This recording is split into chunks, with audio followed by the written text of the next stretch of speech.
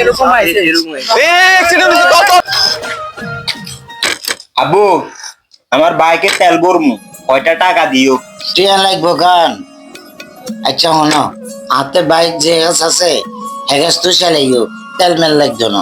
ওমা আপনার এটা বুঝি বাইক, আপনার এটা সাইকেলে না, এটাতে তেল লাগেনি। আর এইরকম সম্পর্ক গড়ে ওঠে আমাদের পারিবারিক মিলমিশ, একে অন্যের প্রতি ভালোবাসা আর স্যাক্রিফাইসের মাধ্যমে। কিরে মুকলেশ, হেলমেট কই? হেলমেট নিবি না আজকে? না রে ভাই, কলেজ তো আর বেশি দূর না, আজকে আর নিমু না।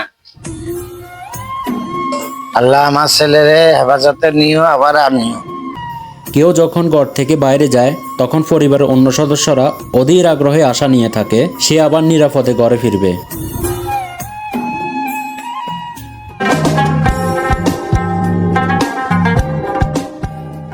কিরে এতে আর আগে গেল কই? না গিয়েরিতে পাইতেও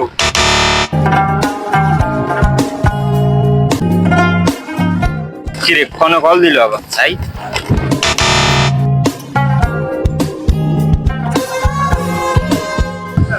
আরে কইস না কইস না কইস না।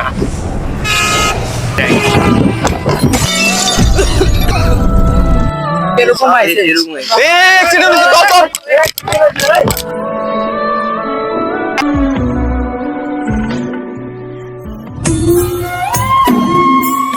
একটি দুর্ঘটনা সারা জীবনের কান্না। আমাদের কিছু কিছু ভুল সিদ্ধান্ত এবং অসচেতনতার কারণে পরিবারটির আশা ভরসা আর লালিত স্বপ্নগুলি ভেঙে চুরে চুরমার হয়ে যায়। তাই আসুন সচেতন হয়ে পরিবারের কথা চিন্তা করে সতর্ক হই।